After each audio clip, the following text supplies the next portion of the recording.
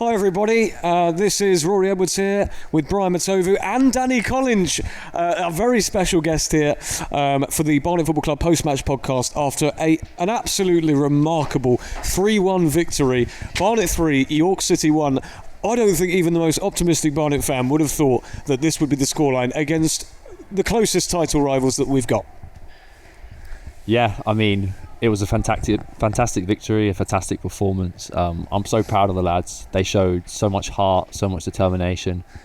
They executed the game plan to a T. And I think big games have passed us by, as we all know. And I think we've taken a lot of the lessons from those games. And we put in a performance that the lads should be extremely proud of. And ultimately, it's another 3 points towards where we want to get to. Yeah, I mean, it certainly is. And it was one of those, Brian, where the game just sort of started like an absolute house on fire and you thought, wow, this is some incredible intensity that we're showing here. Can we keep it up? And the answer really was yes, wasn't it? Yeah, literally from the first minute we were saying that the pressing was strong from Barnet, like Glover, Hartigan, pressing from the off, Lee and Love, holding the ball up, playing really, really well. And we thought it would run out, it would end around 20-25 minutes, but we just kept on going. We never let York get a chance to settle in the game. And now, what Danny was saying, that was probably the game plan for today. Just to know what Dean Brennan said just before you went out, was it to start quick, to start fast, make sure York don't get a chance to settle?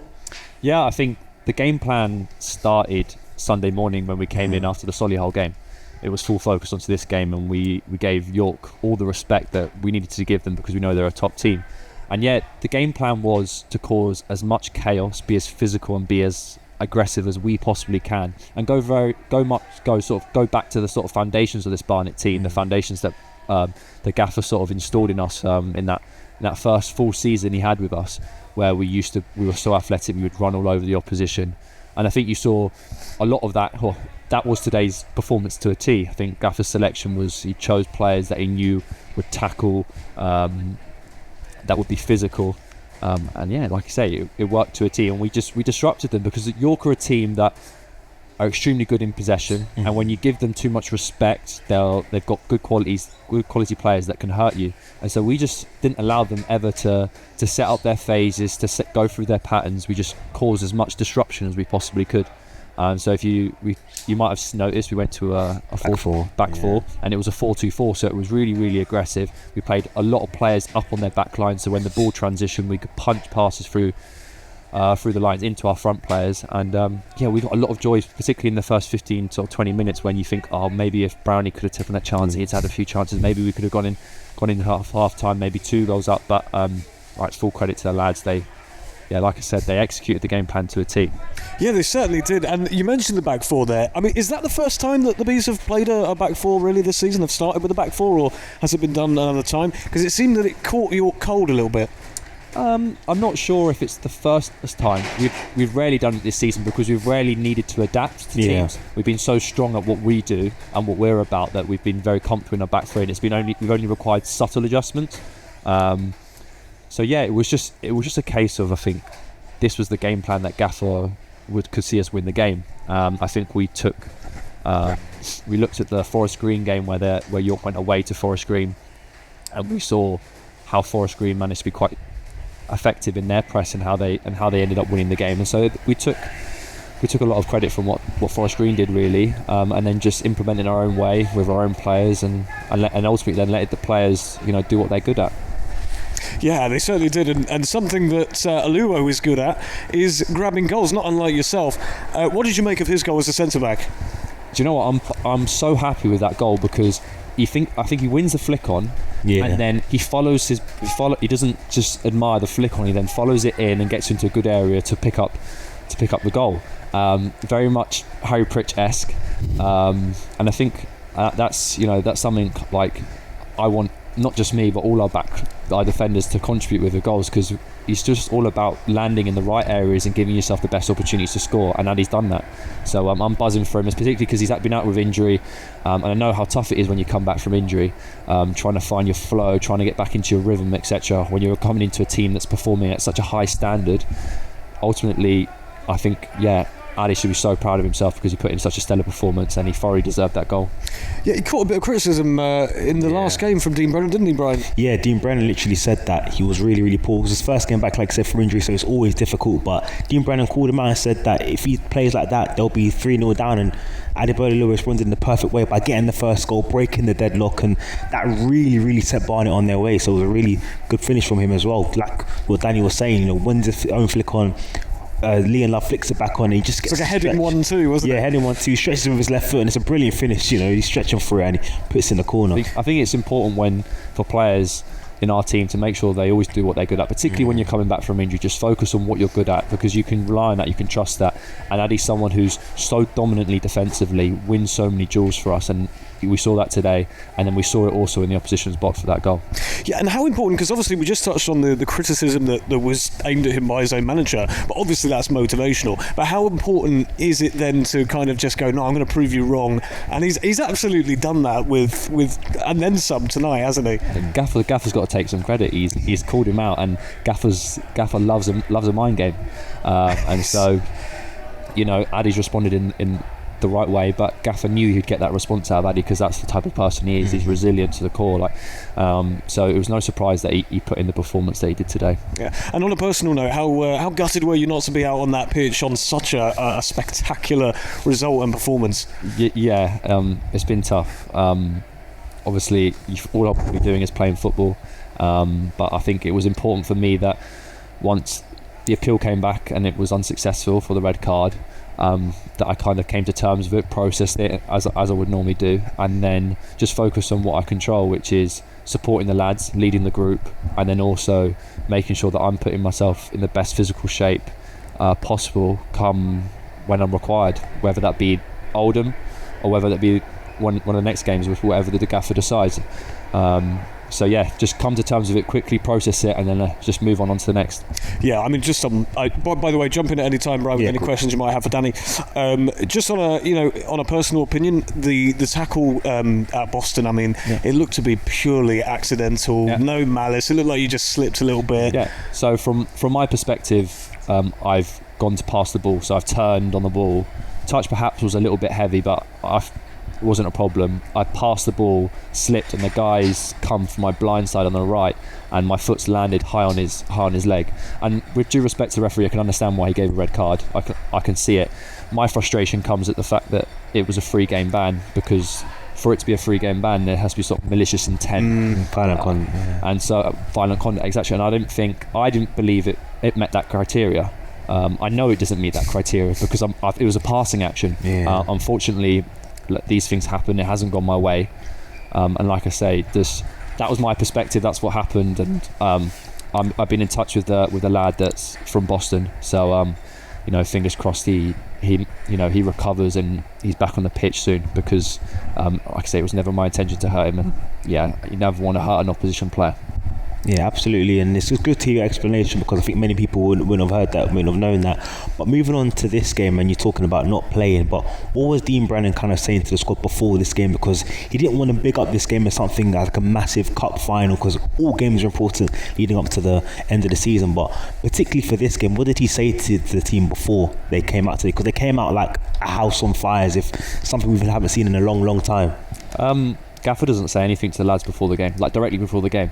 All the work's done Sunday and Monday, so that's all this talking's done then. The lads have got all the information they need, and so then it's just about them going and executing. So there was no real team talk, let's say, at the start of the game. Oh, there was, but didn't give it. Who did? You? I gave. Yeah. Okay. So the lads, me, Hearts, Cokes, we share the responsibility of the team talk, and recently, as of late, I've been doing it because we've been on a good run, so we've kept that going. Natural leader. I've always said it. Now let's move on to the first. Actually, just before we get to the first goal, Joe Grimwood, he's another one who was he playing right back? He was playing right back. What did you make of him? Just sort of coming into that role and having not really started for a very long time, hasn't got a lot of football this season. What did you make of his performance? Stellar performance. Like for Joe to show the improvements that he's made this year, coming from Braintree, which is a team that predominantly play very direct, and he's I've seen his game mould and change just through the actions and the time he's had on the training pitch, and that's testament to him, because he's taken on board all the information, etc. But today was a perfect game for him, because it was a game to be physical, game to be aggressive, game to win the aerial duels. Dealt with Sinclair extremely well, and Sinclair's an exceptional player for the level.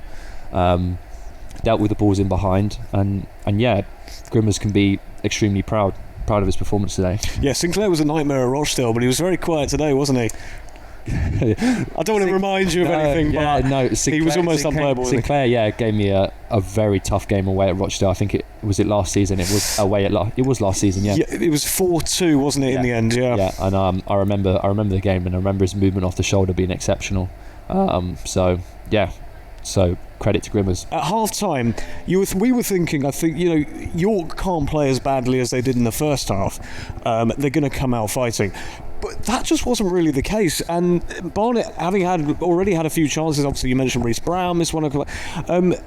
It fell to Leon Love, and he came up with the goods. I mean, just how well is he doing at the moment? Exceptional. He's sort of taken his time to get to grips with the system, but now I think he's starting to come into his own and sort of make that position his own. I think his hold-up play today was exceptional, and the goal was I've witnessed Lee do that against us in the playoff. Was it quarterfinals? Just pulling on the shoulder of the centre half and just clinical finish. Brilliant goal by Lee. Yeah, and it was a lovely assist as well by Ryan Glover, wasn't it? I mean, he's been a sensation this season, hasn't he? Yeah, Ryan Glover's been outstanding.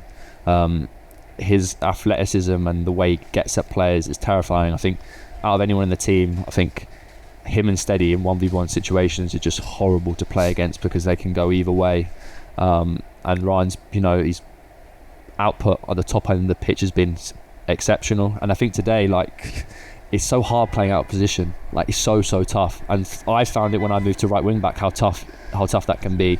And the fact that he just adapted so well and so quickly, and still showed, the characteristics that make Ryan Glover was brilliant. And I think that second goal was just it was summed up our performance in many ways, because it was us playing direct, us winning the second balls, and then us being clinical and showing that sort of care in that final detail, that pass, and that ruthlessness in front of goal.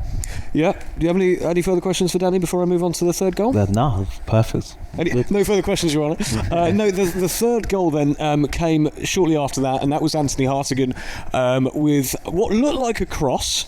What do you think? Was it a shot or was it a cross? Was it just put it in the area and see what happens? It doesn't matter if it was a shot or a cross. Hart knows that he's aiming for in those areas. He's aiming for the back stick, and he's putting as much pace on the ball as he possibly can. And if one of the lads ends up not heading it in, then he gets an assist. And if it goes through and hits the back of the net, in the corner of the net, then he takes the goal. So whether it was a cross or a shot, it doesn't matter. He deserves that goal. Yeah, it was a high quality delivery, isn't it? One thing I will put to you, Danny, is it's been a slight point of contention. We talked a little bit about set pieces being such a huge threat in any league, but especially this one as well. With so many, we get so many opportunities to get entries in the box, winning those fouls and stuff. Kanu does that so well as well. Would it be fair to say that we don't convert quite as many set pieces as we used to, or is that something we're looking at? Is that something we're looking at improving? What do you make of that? I think it's something that we've improved on as the season's gone on. So it's definitely going in an upward trajectory. However, I would agree that at the start of the season we weren't converting enough from set pieces. So Skip's been doing a really good job. He's sort of taken on that role, giving us that bit of extra detail. But ultimately, I think also you've got to look at personnel as well. I think we were a team that were very physical in terms of height and size, and now we've got a lot more technical players, so there's less of us in the box that have that aerial threat. But ultimately I think with it, when it comes to set pieces, it's all about good delivery, and then the lads attacking the ball, landing in the right areas and timing where they land. Ultimately, you want to, for me, how I look at it is I want to land in an area which gives me the highest probability of scoring. I'm not looking at landing in an area which gives me the highest probability of making the first contact. It's about making a first contact in an area where it's almost impossible to miss. So me, Ads, Tavs and a few of the other lads have been practicing. We put in the reps in, and hopefully we can score a few more. I felt today we could have scored a few more as well, particularly from those long throws. There was a couple of times where Addy did a great job flicking on. You just thinking, someone's got to be attacking that sort of that second phase in around the back post. But look, these are all details that we can still improve on, and I think it's important that we look to still improve in every detail that we possibly can, because we've still got 14 games to go. So that's a long period of time. And we need to make sure that we just keep pushing, and wherever we can improve, we'll look to do that. Great answer. And I totally agree as well. Like, there did seem to be a lot of nearly moments today. Obviously, you grabbed a couple at Southend. I mean, Southend are actually quite well known for not being very good at defending set pieces, so that was obviously a weakness that you guys exploited brilliantly. But yeah, you scored 2 up at Southend. Maybe we've used up our quota then. Of you haven't. No, there's all right. We've heard it here first, so there's plenty more to come. Plenty more to come. Yeah. All right then. So 3-1 final score, 70 points, top of the league. How difficult is it not to get carried away with that, to keep your feet on the ground at this point? I think the first thing to say is that we haven't been in this position before, so there's an element of the unknown. What I do know is what served me well in my career is being very process orientated. So that's a similar message that I look to pass on to the players when I speak to them. It's all about like what you do throughout the week, going through the same processes, adhering to the same standards, making sure that every day is a day to improve and get better, and then the cards will fall where they land, because you will always look back and say, I've given everything I needed to do. So that's my one message that I'd give to the fans and as well to the players, is just one step at a time. And I know the fans would have heard that message from the gaffer a lot, but I think it's so important, because you don't want to get too high and never too low, and just as long as we keep pushing the bar, pushing where we want to go, because ultimately if you're thinking long term as well, if you want to zoom out and think about where we want to be next year, we want to make sure that these 14 games we put ourselves in a good position for wherever we are next season as well. So it's not just the end, isn't the end of this season. That's not the end. The end is beyond that. So it's a long process, and I think so as long as we stick to that, we'll be fine. Every game is worth 3 points. Every win's worth 3 points, but obviously not all wins are built equally. This is a massive win, beating a team in second place. How big do you think this win is for the squad, first of all, but also for the whole fan base, the club in general? We've been on a good run of form, but this is like a massive marker, a massive, statement that you've been put on today by beating York in this fashion as well. It's only a marker if we then go and back it up to that. Yeah, true. So, you know what I mean? Like if we go to Rochdale and we don't put in the level of performance that I know this group's capable of, then you look back and say, well, what was it all for? So I think again it goes back to what I just said in the previous question. Just got to take one step at a time. Keep looking to raise the bar, raise our standards, keep improving as a group, and then all will be fine. Very diplomatic. Dom Telford, he's coming. He scored his first goal for the club against Solihull. It was a great finish, wasn't it? Obviously, and Love was chosen today for a reason, and it absolutely paid off. What's the thinking, I guess, behind whether to go with Telford, whether to go with Love, do you think, in each game? Because they're both quite a different profile, aren't they? I would say, first thing I say, it's not one or the other. They can play together. Dom can play in a 10, for sure. If we play our usual sort of system, but if you're looking at Dom playing up front as a striker, if you're looking at his attributes best suit teams that sit deep, because his combination play is exceptional, his movements exceptional. I've been playing against him against the starting 11 leading into the Solihull game, and my first thoughts were, blimey, he's tough to mark, always pulling on the blind side, standing in sometimes in offside positions, then moving back onside. So he's a player that's got a great footballing brain, and I've seen that. He's also a great character, so great addition to the group, so that helps. So yeah, I think you can see today where we have to play a bit more directly. He's going to be extremely valuable to us, and then against teams that play a low block, Dom can offer us that little bit of like intelligent movement, combination play that can help us unlock those sort of teams. But again, that's not to say that they both can't play together, and I'm sure Gaffer will find a game where he plays them together, and that'll be exciting. How do you think the players and Dean Brennan will feel about conceding that late goal?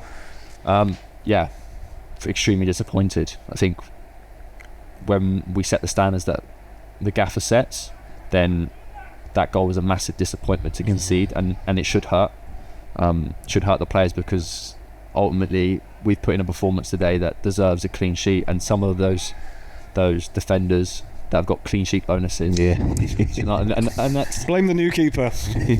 no. By the way, goalkeeper done a brilliant. Yeah, we'll get. I'm sure we will speak about that. Yeah. But yeah, like, it hurts, and it should hurt. But that's the good thing about this team. Like, we're always looking to improve, like I've said. And so we'll just have to analyse it. I don't remember too much what happened. I don't think we won a second ball. I think the back line perhaps was a little bit deeper than we would have liked.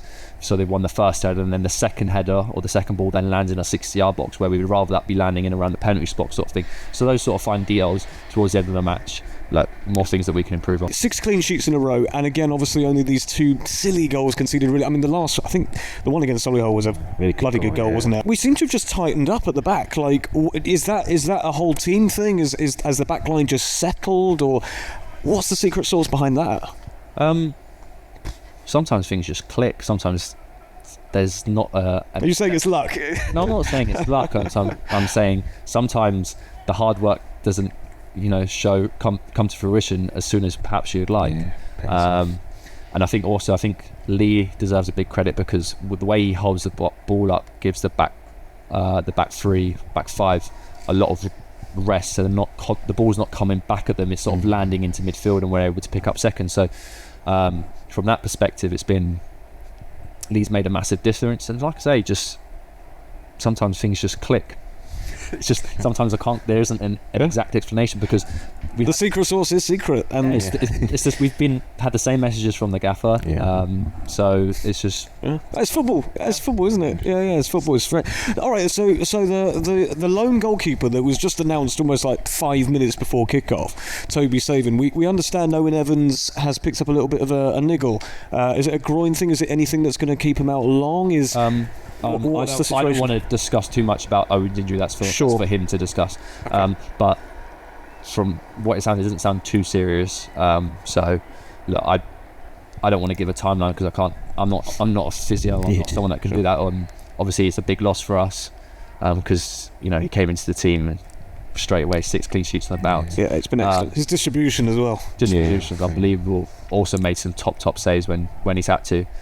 So look, we've got Toby's in, so we got to help him settle as quickly as possible, get him amongst the lads, and we'll be fine. Yeah, Toby, he looked fairly comfortable throughout the whole game. He didn't have that much to do, in all truth, but swept up when necessary, and I think he'll probably be disappointed with the goal that was conceded. It looked to me, in honest truth, like maybe a goalkeeper who was a touch rusty. Is that fair, or is that unfair? I wouldn't say he looked rusty. I think he looked calm. He looked composed. His distribution was good. I'm not a goalkeeper coach, but yeah. I mean, I would have enjoyed playing out there with him. So look, for me, it's an exceptional performance to come into a team that's top of the league in a top of the table clash, and just do what he's done. I think from what I understand, I don't know that much about him, but he's got a lot of experience, so that experience will help the coach. Well, apparently Man United wanted him to be their third choice keeper, so he's clearly got something about him.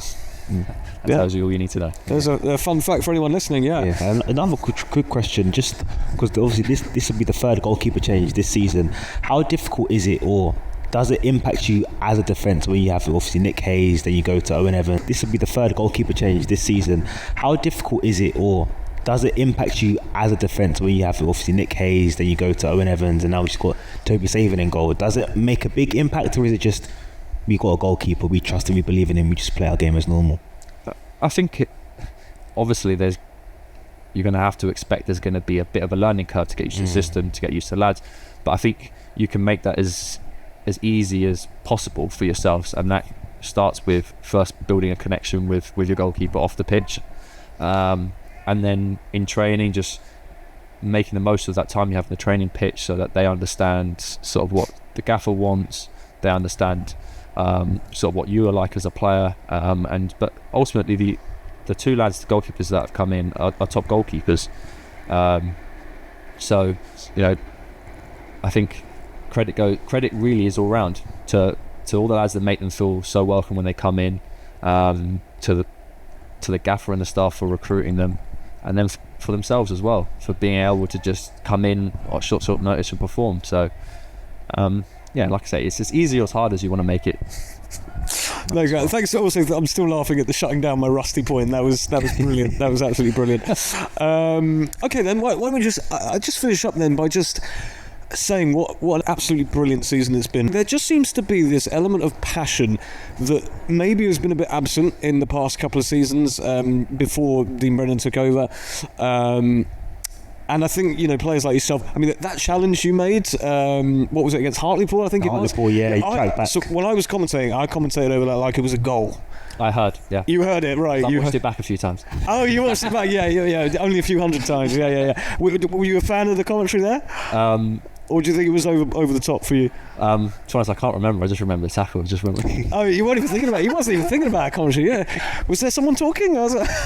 You've got a compilation. He just muted it. Probably voice sounds familiar. Yeah, he probably just muted it, to be fair. No, I wouldn't blame you. Man of the match? I think, for me, it's between Glover and Lee, but I think Lee edged it. Yeah, I think he had as well.